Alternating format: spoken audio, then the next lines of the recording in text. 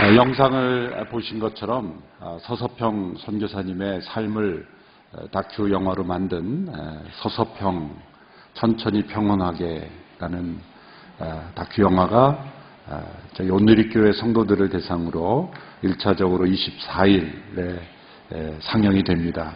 CGN TV가 기도하면서 헌신적으로 제작한 이 다큐 영화는 우리나라의 많은 선교사님 중에서 가장 울림이 있고 감동이 있는, 우리가 역사에서 알려져 있는 많은 선교사님도 훌륭하시지만 가장 예수님을 가장 닮은 선교사님으로서 보여준 엘리자베스 셰핑 선교사님을 우리가 선택했습니다. 24일 날 새벽 기도에 나오시면 본당에서 함께 보시고요. 또 새벽에 많은 성도님들이 못 나오시기 때문에 10시, 2시, 또 오후 5시 서빙고 본당에서 상영합니다. 또 캠퍼스별로는 새벽 기도와 또 정해진 시간에 따라서 상영하게 됩니다. 이제 연말에 저희 교회 성도님들이 보고 내년 봄 정도에는 또 보완 작업을 해서 일반 영화관에도 저희가 상영을 하려고 기도하고 준비하고 있습니다. 귀한 선교사님들의 삶을 되새길 때 이 땅에 하나님 나라의 아름다운 축복이 우리나라와 또 열방에 더욱 퍼져나게 될 줄로 믿습니다. 함께 성탄 절 크리스마스 이브에 가족들 다 함께 오셔서 시간을 정하시고, 또 특별히 공동체별로 저희가 배분을 했는데요. 특별한 사정이 없으면 그 시간에 맞춰서 나오시면 좀 혼잡을 피할 수 있겠습니다.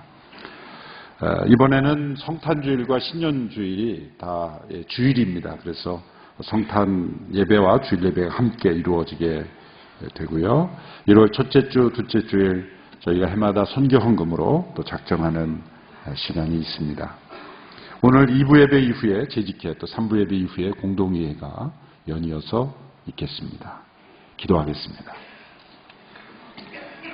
하나님 아버지, 어려운 시국 속에 하나님의 도우심을 바라보며 이 땅을 주 앞에 올려드립니다. 돌이키면 살아날 줄로 믿습니다.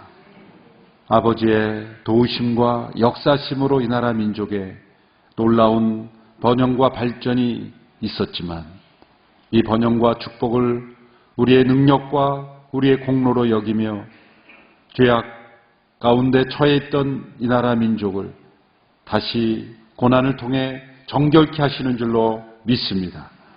이 나라 민족이 정결하게 되고 한국교회가 새로워지며 다시 한번 주님 앞에, 말씀 앞에 회개하며 돌이킴으로 하나님의 회복을 경험하게 하여 주시옵소서. 성탄을 맞이하며 준비하며 우리의 심령에 주님 오심을 기뻐하며 온 세상에 구원의 소식이 되는 주님의 임재하심을 세상에 증거할 수 있는 저희가 되게 하여 주시옵소서. 예수님의 이름으로 기도합나이다. 아멘. 성탄을 준비하는 기간입니다. 예수님의 오심은 역사 속에 준비되었습니다. 성경에 나타난 역사 전체가 예수님의 오심을 준비하는 역사라고도 말할 수가 있습니다. 예수님은 이 세상에 태어나신 이후에 훌륭한 삶을 사셔서 메시아로 인정받은 것이 아닙니다. 이 땅에 오시기 이전부터, 아주 오래전부터 수많은 예언자들과 역사의 사건을 통해서 메시아가 오심이 예언되었고 그 예언대로 오신 분입니다. 그리고 그 예언을 이루신 분입니다. 그래서 성탄은 신비로운 사건입니다. 눈에 보이는 이 역사 속에 일어난 것만이 역사가 아니라는 것을 우리에게 보여주는 것이죠.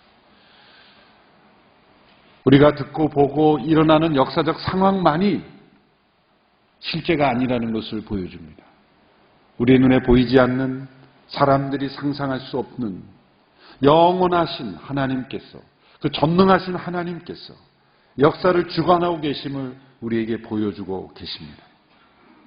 시간을 뛰어넘는 영원, 우리의 눈에 보이는 이 공간을 뛰어넘는 하나님의 실제, 그 하나님의 역사심이 역사 속에 뚫고 들어오신 사건, 말씀이 육신이 되신 사건, 시간을 창조하신 분이 시간 속에 들어오신 사건, 우주를 창조하신 분이 우주의 일부가 되시고 연약한 한 아이가 되신 사건, 이것이 성탄입니다. 예수님의 오심입니다. 그래서 우리는 예수님의 오심을 두렵고 떨림으로, 놀라움으로, 그리고 기쁨으로 맞이해야 하는 것입니다.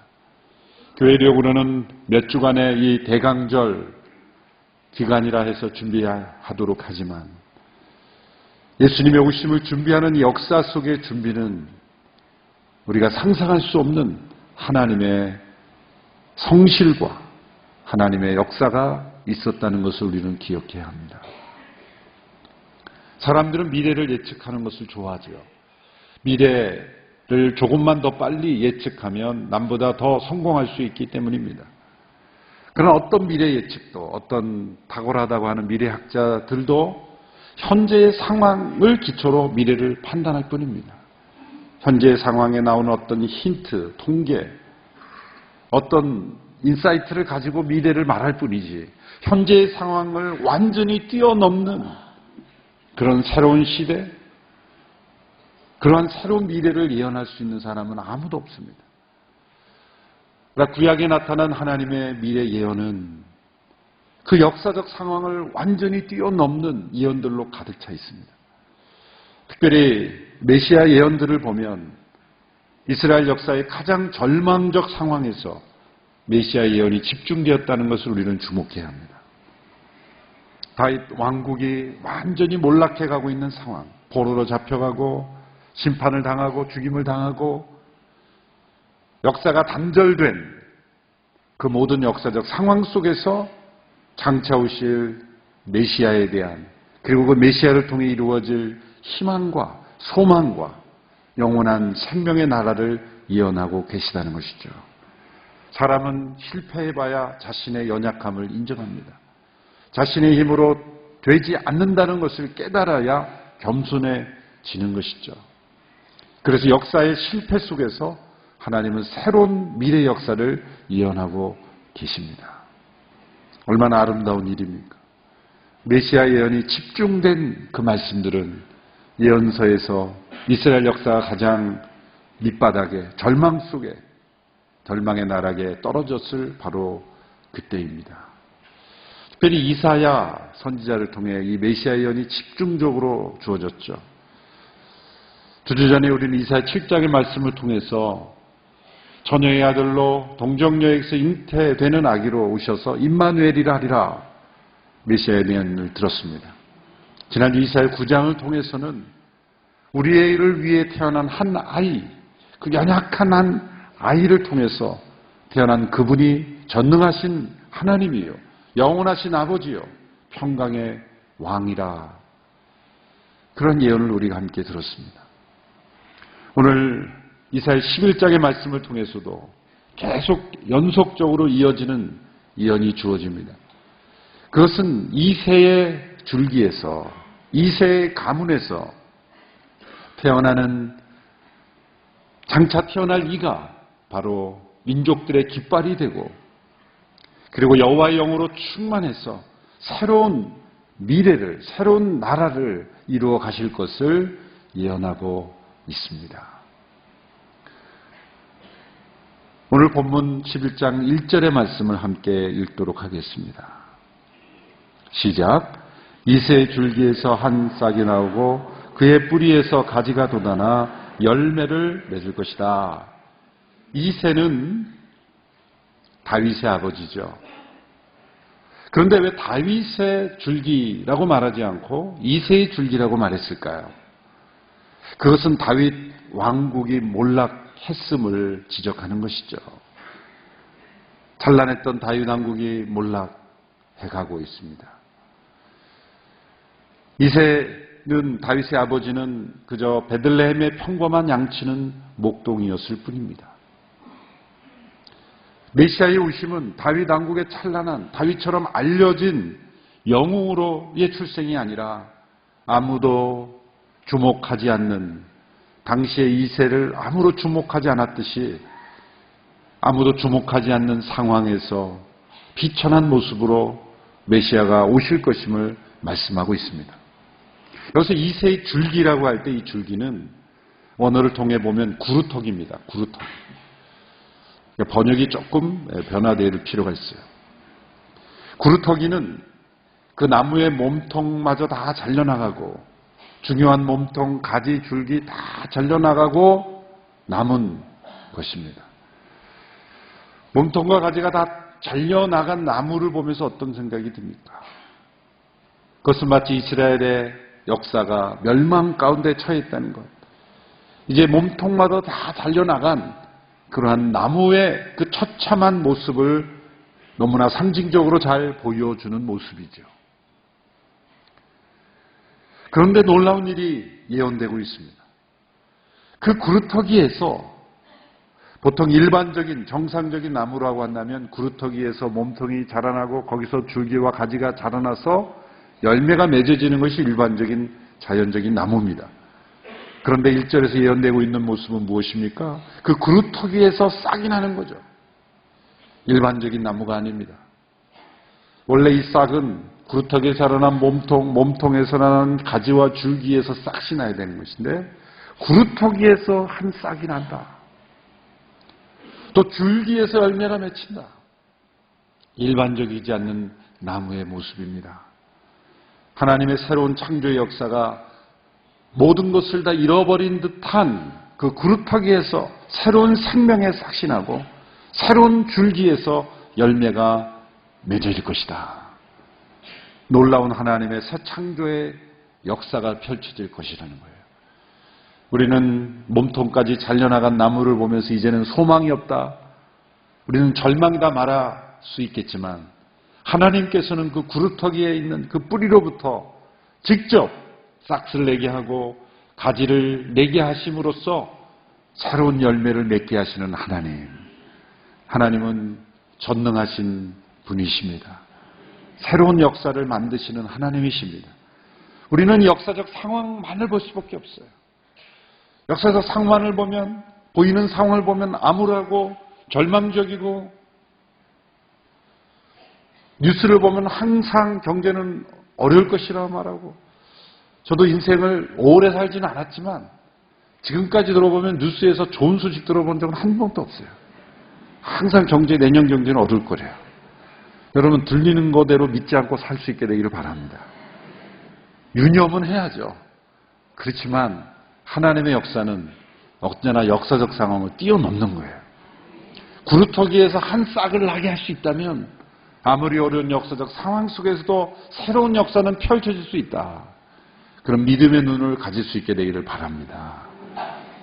이 한 가지 모습만 해도 얼마나 희망을 주는 모습입니까? 구루터기에서 한 싹이 나고 가지에서 열매가 맺혀질 것이다. 어쩌면 당시에 이 예언을 들었던 이스라엘 백성들도 믿지 못했을 거예요. 믿지 못했을 거예요. 받아들이기 어려웠을 겁니다. 어떻게 이런 일이 있을 수 있는 것인가? 왜냐하면 우리는 언제나 미래를 생각할 때 현실을 기초로 생각하기 때문이에요. 그러나 하나님께서 주시는 미래는 우리의 현실의 상황을 뛰어넘는 하나님의 새로운 생명의 역사입니다. 우리는 이 현실에 이끌려가는 인생이 아니라 새로운 현실을 만들어내는 창조자들이 되어야 합니다.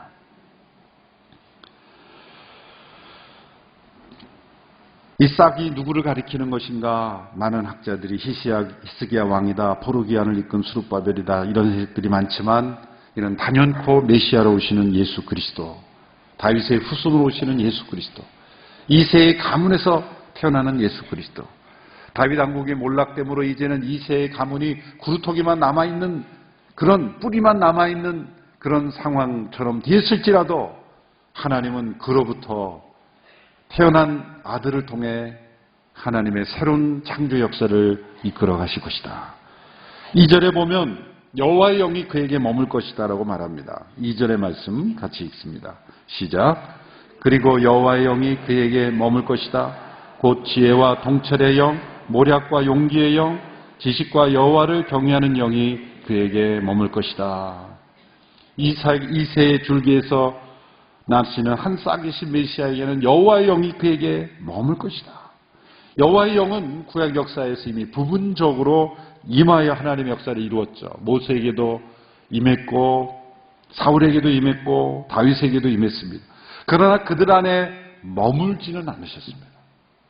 일시적으로 간헐적으로 그들에게 임하여 어떤 역사의 도구가 되게 하셨지만 머문다는 것은 다른 차원의 문제입니다. 예수 그리스도는 여호와의 영이 머무시는 메시아다. 성령으로 잉태되셨습니다. 세례를 받으실 때에 성령이 비둘기처럼 그에게 머무셨습니다.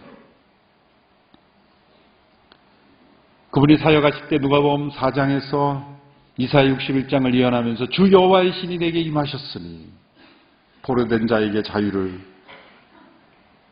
그런 위대한 말씀의 선언을 하셨습니다. 요한복음 1장에 보면 사도 요한이 이렇게 증거했습니다. 사도 요한의 증거입니다. 요한복음 1장 32절에 33절의 말씀 함께 읽습니다. 시작. 그리고 요한은 또 이렇게 증언했습니다.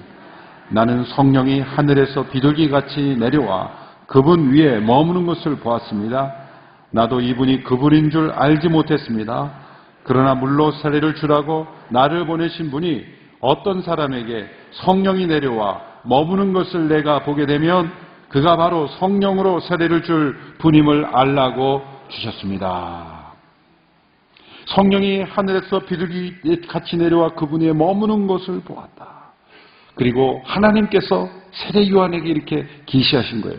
어떤 사람이 성령이 내려와 머무는 것을 보게 되면 그분이 바로 성령으로 세례를 주는 분이다. 성령이 머무신 그 메시아는 성령으로 또한 세례를 주시는 분으로 오시는 분입니다. 그 메시아에게 임하시는 여호와의 영이 세 가지로 소개돼요. 첫 번째는 지혜와 통찰의 영입니다. 지혜란 무엇입니까? 그것은 바른 것을 분별하는 것입니다. 바른 때에 바른 것을, 바른 길로 행하는 것을 분별하는 것, 그것이 지혜와 통찰입니다. 또한 모략과 용기의 영이라고 말했습니다. 바른 것을 분별했을지라도, 바른 선택을 했을지라도 그것을 계속해서 추진하고 견고하게 그것을 이루기 위해서는 용기가 필요한 거예요. 지혜와 통찰이 있어도 만일 용기가 없다면 그 뜻을 이룰 수가 없겠죠. 예수님은 성령으로 말미암아 용기가 충만한 용기의 영이셨어요. 그래서 헤롯이 그를 죽이려고 해도 나는 나의 갈 길을 가야 하리라. 예수님 주변에 바리새인들이 헤롯이 그를 죽이려고 한다고, 음모를 꾸미고 있다고, 또 다른 바리새인들이 죽이려고 한다고 해도 예수님은 오늘과 내일 나는 갈 길을 가리라. 십자가의 죽음을 향하여 용기 있게 걸어가셨죠. 이 용기의 영으로 충만하셨습니다. 세 번째로 지식과 여호와를 경외하는 영이 충만하셨다. 성령의 충만함은 여호와를 경외하는 영입니다. 예수님은 언제나 아버지의 뜻대로 행하기를 원하셨고 아버지께 영광을 올려드리셨고 아버지의 이름이 높아지기를 원하셨습니다. 여호와를 경외하는 영이 그에게 머무십니다. 여러분, 이 성령의 여호와의 영이 머무시는 메시아의 세 가지 특징을 보면 우리가 성령 충만을 받을 때 사모하는 내용과 조금 차이가 있죠. 우리가 이런 여호와의 영으로 충만해지기를 기도해야 돼요. 어떤 기적, 표적도 중요합니다. 그것도 중요한 하나님의 은사고 어떤 역사입니다. 그런데 여호와의 영은 지혜의 영이요, 용기의 영이요, 그리고 여호와를 경외하는 영입니다.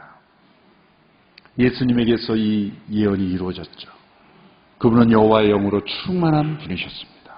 성령이 그에게 머무시는 분이요, 또 성령으로 사람들에게 세례를 주셔서 예수님과 같은 그런 여호와의 영으로 충만한 자들을 변화시키시는 분입니다.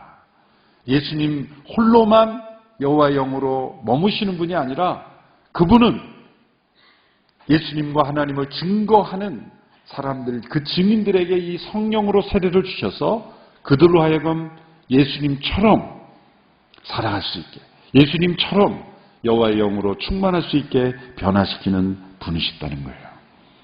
이런 여호와의 영이 머무시는 이분에게서 나타나는 세상의 모습이 어떤가? 그분의 통치로 인하여 나타나는 그러한 사람들과 환경의 변화가 어떤 변화가 일어나는가를 3절 이하에서 말씀하고 있습니다. 3절에서 5절의 말씀을 같이 읽겠습니다. 시작. 그는 여호와를 즐겨 경외하고 눈에 보이는 대로 판결하지 않고 귀에 들리는 대로 결정하지 않을 것이다. 오히려 그는 약한 사람들을 공의로 판결하고 세상에서 학대받는 사람들을 위해 정직하게 결정을 내릴 것이다. 그는 그 입의 몽둥이로 세상을 치고 그 입술의 바람으로 죄를 범한 사람들을 죽일 것이다. 그는 정의로 그의 허리띠를 띠고 신실함으로 그의 몸띠를 삼을 것이다.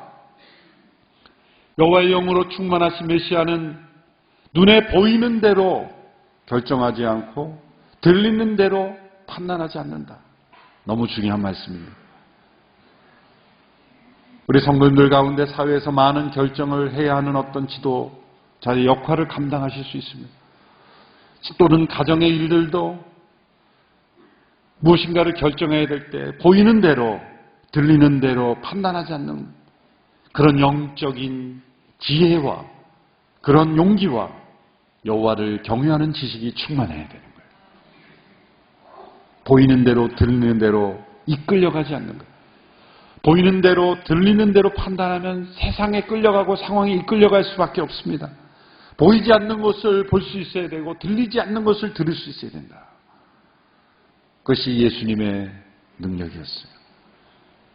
그건 예수님에게만 허락된 것이 아니라 여호와의 영으로 충만함을 받은 사람들에게 또한 허락된 축복입니다.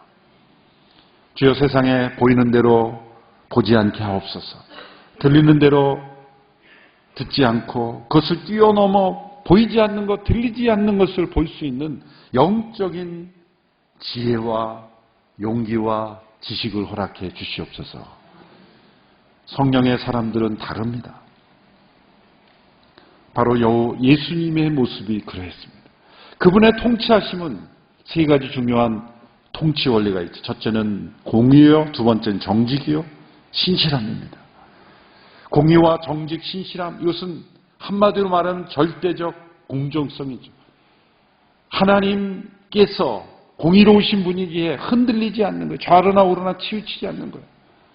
이 세상에서는 치우치는 어떤 면이 있죠. 힘있고 강하고 그리고 능력이 있는 사람에게 치우칠 가능성이 많습니다. 그러나 절대적인 공정성을 가지면 약하고 힘없는 사람에게 그들이 더 피해받지 않도록 보호해 주는 거예요. 그러나 이 말씀을 가만히 보면 여기에 보면 약한 사람들, 학대받는 사람들의 정직하게 결정을 내린다. 정직한 결정, 공의로운 판결, 이것이 메시아가 오심으로 이루어지는 그런 통치입니다. 또한 그 입의 몽둥이로 세상을 치고 그 입술의 바람으로 죄를 범한 사람들을 죽일 것이다. 정의로 그의 허리띠를 띠고 신실함으로 그의 몸띠를 삼을 것이다. 세상의 통치자는 그 띠가 뭡니까? 부귀와 영화로 권력으로 띠를 띌 모습이지만 예수님은 정의와 신실함으로 그 띠를 띠고 세상을 통치한다. 사실 인간 리더십의 통치에서는 이러한 완벽한 공의와 정직과 신실함을 기대하기 사실 어렵죠. 다윗 왕조가 몰락한 이유도 다윗도 사실 번영과 평안 속에서 이러한 성품들이 점차 소멸되어 갔기 때문이 아니겠습니까? 다윗 왕조가 이렇게 몰락한 상황에서 메시아의 통치는 인간적인 지상의 통치자들과 완전히 구별된 그런 통치를 보여주고 있습니다. 그것은 메시아이신 예수 그리스도께서 온전히 다스리시는 그런 영원한 나라의 모습입니다. 그러나 이것이 먼 미래에 예수님이 다시 오실 그때에만 우리가 경험할 수 있는 것이다. 그렇게 포기해서는 안 되는 거예요.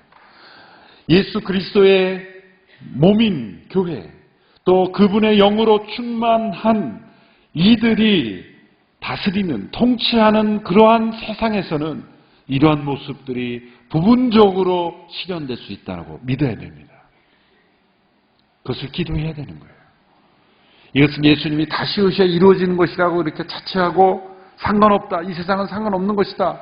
라고 말하지 아니하고 여호와의 영으로 충만한 이들에 의하여 다스려지는 세상에서는 이러한 모습들이 나타날 수 있다. 부분적이지만 온전하진 않지만 이러한 모습들이 나타날 수 있다고 우리는 믿어야 합니다. 6절 이하에 보면은 이런 메시아의 통치를 통해서 이루어지는 세상의 놀라운 변화를 예고합니다. 메시아의 통치는 단지 사람들의 질서를 바로잡는 데 국한하지 않습니다. 그분의 통치는 온 우주적인 변화를 가져옵니다. 6절에서 8절의 말씀을 같이 읽어보겠습니다. 시작. 늑대가 어린 양과 함께 살고 표범이 어린 새끼 염소와 함께 누우며 송아지와 어린 사자와 살찐 짐승이 함께 있는데 어린아이가 그들을 이끌고 다닐 것이다.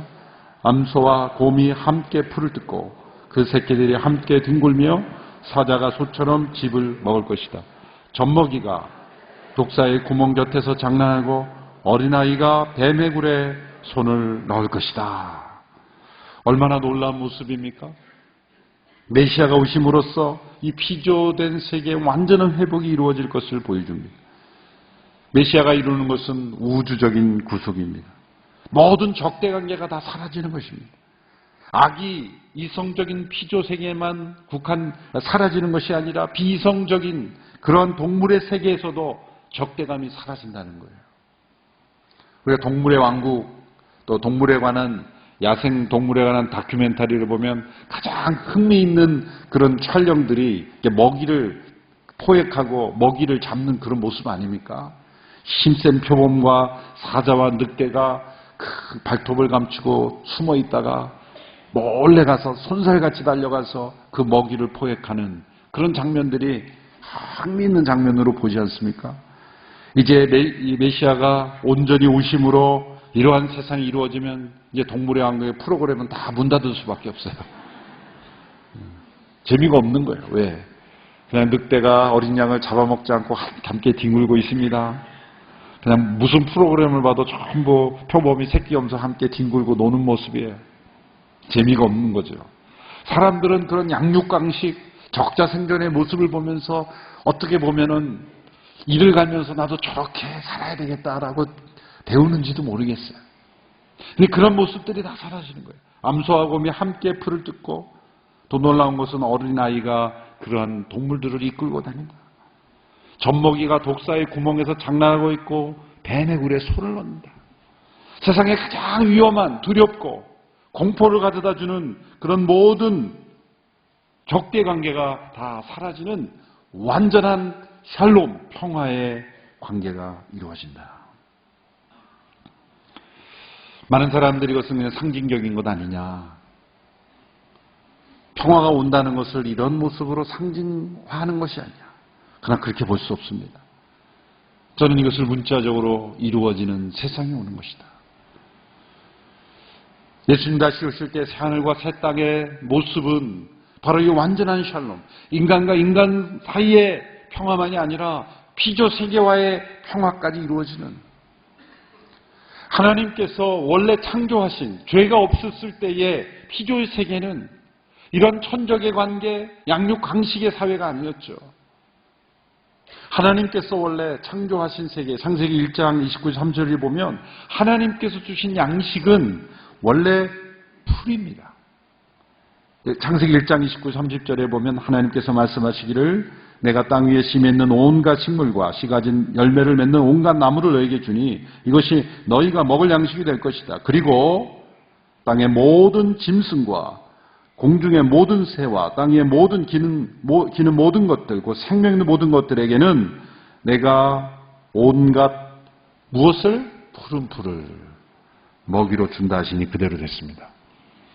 그러니까 타락 이전에 사람뿐만이 아니라 모든 짐승, 새, 땅에 있는 모든 것들에게 주어진 양식은 풀이었어요. 그러니까 채식이었다는 거죠. 언제 육식이 들어왔습니까? 노아 홍수 이후에 창세기 9장에 보면 무릇 산동물은 너희의 식물이 될지다. 채소같이 내가 이것을 너희에게 주노라. 노아의 홍수 심판 이후에 육식이 허용된 거예요. 그것은 죄로 말미암아 타락한, 생존을 위해서 주셨다고 볼 수도 있고 환경에 적응을 위해서 줄 수도 있는데 어쨌든 양육강식의 모습은 하나님의 원래 의도하신 모습이 아니었죠. 이제 메시아가 통치하는 세상에서는 그것이 온전히 회복이 되는, 죄가 없는 상태로 되돌아가며 이제는 온전한 샬롬이 임하는 새하늘과 새 땅의 모습이 도래하게 될 것이다. 이새의 줄기에서 태어난 한 싹이 이루는 놀라운 새로운 세상, 사람들이 상상할 수 없는 이 세상이 예비되어 있다는 것이죠. 이사야 11장 9절에서 10절의 말씀을 우리 함께 읽겠습니다. 시작. 그들은 내 거룩한 산 모든 곳에서 해치거나 다치게 하지도 않을 것이다. 물이 바다를 덮고 있듯이 세상이 여호와를 아는 지식으로 가득할 것이기 때문이다. 그날에 이새의 뿌리가 나타나 민족들의 깃발이 될 것이다. 나라들이 그에게 찾아오고 그가 있는 곳은 영화롭게 될 것이다. 되게 성경을 구분하는 책들을 보면 9절에서 끊는, 저는 10절에서 끊어야 맞다고 봅니다. 왜냐하면 9절, 10절에서 연결되어 있기 때문입니다. 물이 바다 덮음 같이 여호와를 아는 지식이 온 세상에 가득할 것이다. 왜 그런 샬롬의 세상이 찾아오게 됩니까? 물이 바다를 충만히 덮듯이 여호와를 아는 지식이 충만할 것이기 때문이에요. 여호와를 아는 지식이 충만해야 이러한 샬롬 평화가 이루어지는 거예요. 근데 그러한 세상이 도래하기 이전에 나타나는 모습들이 10절에 있습니다. 이새의 뿌리가 나타나, 이새의 뿌리는 예수 그리스도 메시아를 의미하죠. 민족들의 깃발이 될 것이다. 나라들이 그에게 찾아오고 그가 있는 곳은 영화롭게 될 것이다. 물이 바다 덮음같이 여호와라는 지식이 온 세상에 충만해지는 그때가 올 때인데, 사실 그 이전에 이루어지는 선교의 역사, 선교의 모습들이 있는 겁니다. 그것은 이새의 뿌리에서 오신 예수님이 민족들의 깃발이 될 것이다. 그 깃발을 보고 민족들이 모여들게 될 거라는 거예요. 저 깃발을 따르는 것이 살 것이다. 그 민족들이 깃발이 되어 민족들이 그에게로 찾아오게 될 것이다. 모세가 광야에서 노뱀을 들었을 때 백성들이 그걸 보고 살았듯이 예수님이 십자가에서 내가 들리면 모든 사람들이 내게로 이끌어질 것이다 말씀하셨어요. 바로 이 예언이 이루어진 것입니다. 무너진 다윗 왕조의 구루터기에서요, 태어난 한 사람이 모든 민족의 깃발이 되고 물이 바다 덮음같이 여호와를 아는 지식이 온 세상에 충만하도록 이끄시는 분입니다. 그분은 여호와의 영으로 충만하신 분이요, 우리에게 그분의 성령을 부어주시는 분이십니다. 그분을 통해 이 나라는 지금 이루어져 가고 있습니다. 이루어져 가고 있습니다. 예수님은 민족들의 깃발이 되시는 분입니다. 수많은 민족이 그분에게로 몰려올 것입니다. 수많은 선교사님들이 예수님을 전하려고 노력했지만 되지 않았던 이슬람 땅에도 그리스도의 역사가 지금 나타나고 있지 않습니까? 인도네시아에 수많은 교회들이 세워지고 있지 않습니까? 내년 3월에면 그 인도네시아에 기독교 대학이 세워지고 있어요. 상상할 수 없는 일이라죠. 공산주의, 사회주의 치자에서 그렇게 교회 세워지는 것을 핍박하고 있던 중국에 수많은 성도들이 일어나고 있어요. 정부는 지금도 핍박하려고 했죠. 어제 보고를 받으니까 장춘 온누리교회 공안들이 들이닥쳐서 다 내쫓고 예배를 못 드리게 기물을 파손하고 그렇게 핍박을 하는 거예요. 해보라 그래요. 못 막아요. 하나님의 교회를 공안이 못 막습니다. 두려워할 필요가 없는 거예요. 물이 바다 덮음같이 여호와를 아는 지식이 충만하게 될 날이 올 거예요. 예수님은 민족들의 깃발이 되십니다. 그런데 핍박이 있는 곳에는 그 깃발이 보이는데 핍박이 없는 곳에서는 깃발을 잘 안 보여요. 없는 것이 아니라 다른 깃발들을, 유사 깃발들을 우리가 바라보기 때문에 오직 예수님만이 유일한 깃발이시고 그분을 바라보고 그분의 통치하심으로 우리가 그분의 영을 받고 세상에 일할 때 이 세상은 점점 주의 나라로 변화될 줄로 믿습니다. 그리고 마지막 날에 그분이 다시 오실 때 이런 완전한 새하늘과 새 땅은 이루어지게 될 줄로 믿습니다. 이러한 분이 오신 것입니다. 얼마나 놀랍습니까? 이번 성탄을 놀라움으로 기쁨으로 맞이하는 우리 모두가 되기를 축원합니다. 기도하겠습니다. 복된 성탄, 놀라움의 성탄, 그리고 기쁨의 성탄을 허락하심을 감사합니다. 오늘 동에 오신 주님, 이새의 줄기에서 태어난 싹이신 주님, 그러나 그분의 성령으로 충만하심으로 이 땅에 참된 평화를 이루시며 공의와 정직과 신실함으로 통치하시는 나라를 이루신 줄로 믿습니다. 이 어둡고 절망적인 이 나라 민족의 현실을 보면 마음이 답답할지라도 그러나 현실의 상황을 뛰어넘는 하나님의 역사를 바라보며 믿음으로 이 나라 민족이 회복될 줄로 믿습니다. 하나님의 역사로 변화될 줄로 믿습니다. 소망이 있음을 믿습니다. 이 나라 민족의 깃발이 되어 주시고 우리 주님을 바라보며 돌이키며 나아감으로 회복이 일어나며 샬롬이 임하게 하여 주시옵소서. 예수님의 이름으로 기도합나이다. 아멘. 다 같이 일어나셔서 함께 봉헌 찬양 드리겠습니다.